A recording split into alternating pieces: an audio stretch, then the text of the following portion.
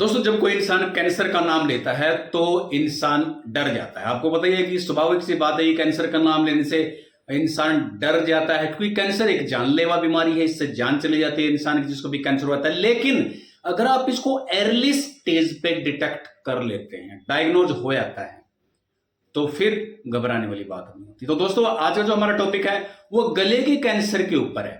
तो गले का जो कैंसर है वो कैसे फैलता है, देखो बहुत ज्यादा इसके कारण होते हैं गले कैंसर फैलने के। लोगों ने इसको इग्नोर कर देते हो, बहुत लक्षण आते हैं, शुरुआती स्टेज में बहुत सारे लक्षण आते हैं। सबसे पहले मैं नॉर्मल इंसान की बात करूंगा कि कैसे ये कैंसर फैलता है। देखो, सबसे पहले इंसान क्या करता है, नॉर्मल लाइफ अपनी जीता है। कोई दारू पीने लग रहा है दुनिया के अंदर, जैसे दारू पीते हैं ना, शराब पीते हैं, तो शराब पीने के आदी हैं, बहुत ज्यादा शराब पीती हैं डेली। कई लोग तो सड़कों पे पड़े रहते हैं दारू पी पी के। कई लोग घर पे बहुत ज्यादा जो शराब का है वो सेवन करते हैं। कई लोग एक दिन में 10-10, 20-20, 30-30 बीड़ियां पी जाते हैं, सिगरेट पी जाते हैं। कई लोग तो हर 10 मिनट में गुटखा लगाते हैं। तो ये उसको महंगा भारी जब पड़ता है, जब उसके अंदर ये लक्षण आने शुरू हुए थे। अच्छा, लक्षण कौन कौन से आएंगे, लक्षण बिल्कुल ध्यान से सुनना।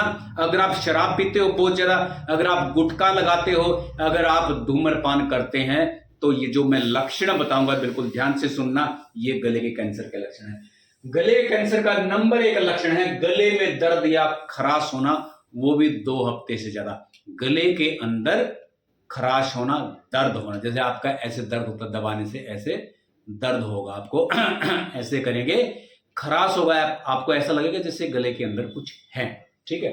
अब उसके बाद निगलने में कठिनाई होना।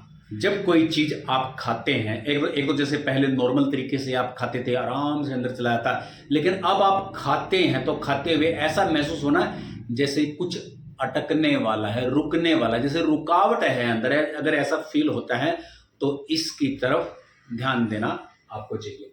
इसके बाद आवाज में बदलाव होना। अगर देखो आपकी जो आवाज है, आवाज के अंदर 2 हफ्ते से ज्यादा तक आपके अंदर बदलाव रहता है, तो यह भी एक गले के कैंसर का एक लक्षण होता है। इसके अलावा देखो, कोई भी घाव हो जाता है इंसान को, वो घाव जल्दी से ठीक नहीं होते, लंबा टाइम ले लेते हैं घाव ठीक होने में।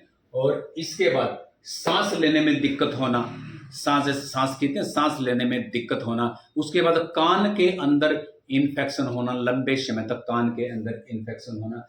इसके बाद मुंह या गले के पीछे गांठ होना, या फिर गर्दन के पीछे गांठ होना। आप ऐसे दबाते हैं ना, ऐसे आपको महसूस हो, या फिर गले के अंदर लंप्स समझते हो, जैसे ऐसा महसूस होगा गले के अंदर जैसे कोई मांस का टुकड़ा है। यहां से ऐसे करेंगे, ऊपर वाली साइड में आपको ऐसा कुछ महसूस होएगा जैसे कुछ उभरा हुआ सा पार्ट है, जैसे मांस का टुकड़ा, ऐसा भी महसूस हो सकता है। और जैसे आपके होठ है, जहां पे आप जैसे बीड़ी पीते हैं, सिगरेट पीते हैं, जैसे वो पाइप रखते हैं, यहां पे क्या है, व्हाइट सा एक पैचेज सा बन जाता है अलग से कलर का, और जैसे फ्लैट टाइप ऐसे हो जाता है। अगर ऐसा कुछ है, जो बीड़ी सिगरेट पीते हैं, धूम्रपान करते हैं, तो ये उनको इसके ऊपर ध्यान देना चाहिए। तो इसके अलावा लगातार खांसी होना, और गले में जैसे मैंने बताया, लगातार अगर खांसी रहती, 2 हफ्ते से ज्यादा खांसी रह जाती है, या फिर आपको ऐसा महसूस होता है कि गले में कुछ फंसा हुआ है, तो भी आपको डॉक्टर से चेकअप कराना चाहिए। अच्छा, अब वजन कम होना, और जैसे खांसी में ब्लड आना, जैसे अचानक वजन कम होना स्टार्ट हो जाता है और खांसी में जो ब्लड है वो आना शुरू हो जाता है। देखो, ये लक्षण अगर किसी के अंदर है, इनमें से कोई भी लक्षण है, देखो कुछ एक लक्षण ऐसे भी होते हैं कि जो लक्षण दूसरी जो कैंसर होती है, दूसरी बीमारियां होती हैं, उसमें भी हो सकते हैं। जैसे मान लो किसी को टीबी होती है, उसमें वजन कम हो जाता है। दूसरा कैंसर होता है, वजन कम हो जाता है। HIV में वजन कम हो जाता है। और भी काफी सारी बीमारियां हैं जिसमें वजन कम हो जाता है, लेकिन ये भी एक बीमारी है जिसमें वजन कम हो जाता है। और देखो, बुखार एक नॉर्मल सी चीज है। जब कोई एंटीजन हमारे शरीर के अंदर आता है, या फिर हमारे शरीर के अंदर कोई बीमारी पनपती है, तो हमें फीवर आता है, तो इसके अंदर भी आपको फीवर आ सकता है। ये लक्षण मैंने जो बताए हैं, ये गले के कैंसर के लक्षण हैं। जब आप खासकर निगलते हैं, आपको कठिनाई होगी, आपको दर्द महसूस होगा, आपको फंसा हुआ सा महसूस होगा, और आपको महसूस होगा कि आपका जो खाना है गले में फंसा हुआ है। तो अगर ये लक्षण है तो तुरंत अपने डॉक्टर से इसका चेकअप कराएं। अच्छा, अब चेकअप में क्या क्या होगा? सबसे पहले डायग्नोज कैसे करेंगे इसको? डायग्नोज करने के लिए आप डॉक्टर के पास जाओगे। डॉक्टर क्या करेगा? फिजिकल एग्जामिनेशन करेगा। सबसे पहले फिजिकल एग्जामिनेशन में क्या हो सकता है? जैसे आपका मुंह खोलने के बाद आपकी जो टंग है वो चेक करेगा, ऐसे जीभ के नीचे का हिस्सा, गाल का हिस्सा, सारा बिल्कुल जैसे मुंह है ना, उसको चेक करेगा। उसके बाद फिर अंदर गले के अंदर, जैसे मान लो फिंगर दे के, ग्लव्स पहन के ऐसे फिंगर दे के चेक कर सकता है। कोई जैसे लंप्स, जैसे मैंने बताया लंप्स, उभरा हुआ कोई पार्ट जैसे मांस का टुकड़ा ऐसा महसूस होता है, तो ऐसा कुछ तो नहीं है। ठीक है।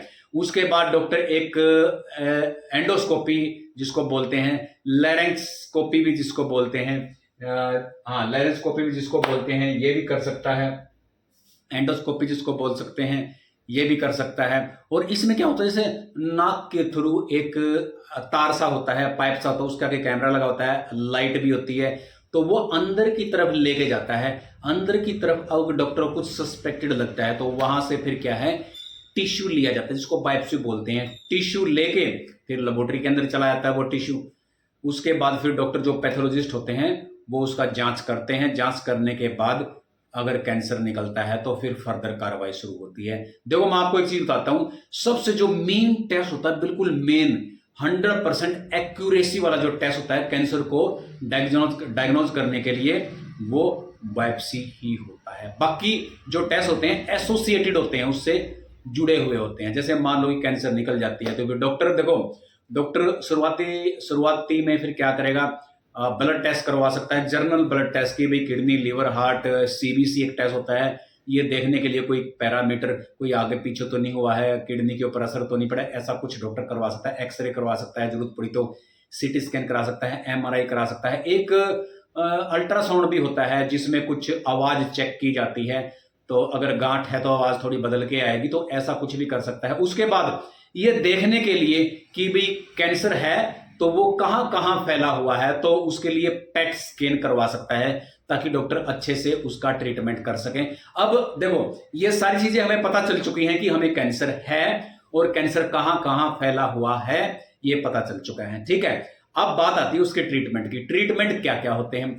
ट्रीटमेंट देखो, ट्रीटमेंट में सबसे पहले डॉक्टर ये देख लिया डॉक्टर ने कि कितने पार्ट में जो कैंसर है, वो गांठ कहां पे है, कितनी बड़ी है, कहां कहां वो फैला हुआ है, उसके हिसाब से उसको, जैसे बोलते हैं ना स्टेज 1, स्टेज 2, स्टेज 3, स्टेज 4 में, ऐसे उसको काउंट करेंगे। स्टेज 1 का मतलब होता है जो गांठ हल्की फुल्की गांठ हो, उसके अंदर कैंसर हो, हल्की फुल्की एक ही जगह पे हो। स्टेज 2 में क्या होता है, जो गांठ है वो फूल जाती, काफी बड़ी हो जाती है, तो उसको बोलते हैं स्टेज 2। स्टेज 3 में क्या होता है, जो गांठ होती है वो फूल के आसपास के वो फट जाती है। देखो गांठ जो होती है ना फट जाती है, फटने के बाद आसपास के एरिया में, उसी ऑर्गन के एरिया में कैंसर सेल फैल जाते हैं। स्टेज 4 में एक हिस्से से दूसरे हिस्से में जो कैंसर सेल चले जाते हैं, जैसे गले के नीचे भी जा सकते हैं, स्टमक में जा सकते हैं, उससे नीचे जा सकते हैं, और लंग्स में जा सकते हैं। मतलब कि कई जगह पे जो कैंसर सेल हैं वो जा सकते हैं। ऊपर की तरफ भी ट्रेवल कर सकते हैं, जैसे मस्तिष्क के अंदर भी ट्रेवल कर सकते हैं। मतलब कि जो सेल होते हैं, कैंसर सेल होते हैं, ट्यूमर होता है, वो फट जाता है। फटने के कारण वो पूरी बॉडी के अंदर कहीं भी ट्रेवल कर सकता है, वहां भी कैंसर होने का खतरा बढ़ जाता है। तो देखो डॉक्टर जो ट्रीटमेंट शुरू करेंगे उसमें, जैसे मान लो छोटी गांठ है तो वहां पे सर्जरी कर सकते हैं, बड़ी गांठ है तो सर्जरी भी कर सकते हैं,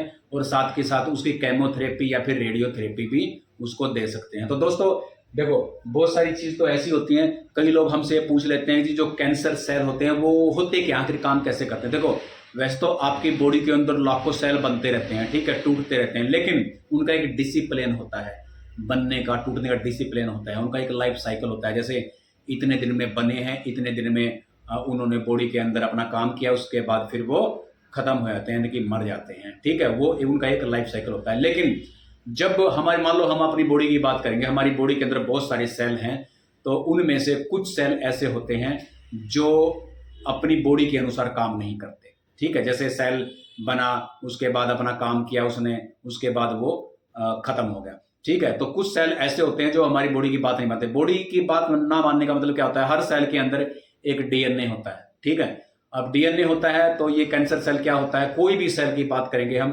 तो जो डीएनए होता है वो डीएनए में बदलाव आता है, ठीक है। जब बदलाव आता है तो हमारे दिमाग के अंदर, जो हमारा दिमाग ऑर्डर देता है, जो हमारे जो सेल होते हैं जिसके अंदर आरएनए डीएनए, जो पता क्या था, पूरी बॉडी के जो सेल होते हैं एक दूसरे से जुड़े होते हैं, कम्युनिकेशन से आरएनए डीएनए कारण वो जुड़े होते हैं। जैसे दिमाग कोई भी ऑर्डर करता है तो फिर वो सारे सेल एक्टिव हो जाते हैं उसी के हिसाब से। लेकिन जो कैंसर सेल होते हैं वो उनके अंदर म्यूटेट हो जाते हैं, यानी कि क्या होता है, उनके डीएनए में थोड़ा बदलाव होता है। बदलाव होने के कारण जो मैसेज दिमाग भेजता है, जो सेल टू सेल एक दूसरे के अंदर मैसेज आता है, तो वो कैंसर सेल के अंदर नहीं जा पाता।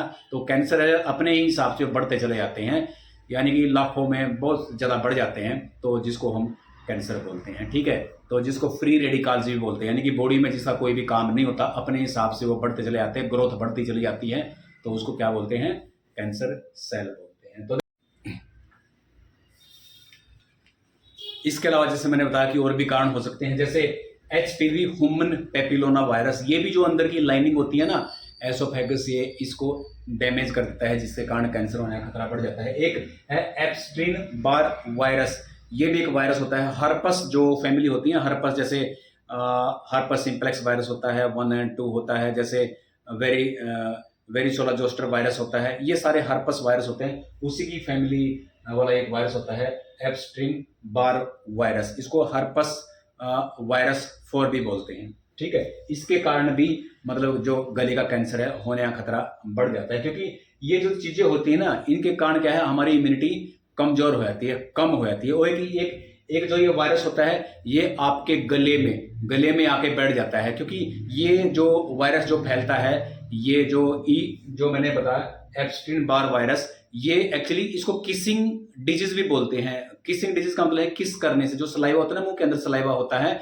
तो उसके अंदर ये वायरस होता है। अब क्या होता है कि ये लेटेंट पोजीशन में होता है। लेटेंट का मतलब समझते हो कि छुपा हुआ वायरस, चुपचाप बैठा होता है, कोई भी लक्षण नहीं आते, लेकिन जब कोई किसी को किस करता है तो वो दूसरे के अंदर ट्रांसफर हो जाता है। तो इसके जब किसी को वायरस चला जाता है तो साफ सी बात है अपना इफेक्ट तो दिखाएगा, तो बॉडी के अंदर इम्यूनिटी कम होगी, जैसे मैंने आपको बताया था, इम्यूनिटी कम होने के कारण भी कैंसर हो सकता है। तो इसके बाद देखो, पुअर डाइट अगर आप लेते हो, पुअर डाइट अगर आप डाइट में अच्छा खासा नहीं लेते, बहुत सारे लोग ऐसे होते हैं जिसको गरीब होते हैं बहुत ज़्यादा, जो अपनी सेहत का अच्छे से ध्यान नहीं रख सकते, पुअर डाइट लेते हैं, खाना जैसे खराब होता है, कंटामिनेटेड भी हो सकता है, तो यानी कि उनको अच्छे से साफ सुथरा खाना नहीं मिलता, तो इस कारण भी हो सकता है। या फिर चीज़ें बहुत कम मिलती हैं, लिमिटेड मिलती हैं, उसके कारण भी हो सकता है। इम्यूनिटी जिसकी लो होती है, जैसे मान लो किसी को पहले से HIV की प्रॉब्लम है, और भी जितने भी वायरस हैं, काफ़ी सारे वायरस हैं दुनिया के अंदर, उसकी प्रॉब्लम है, जिससे कारण इम्यूनिटी आपकी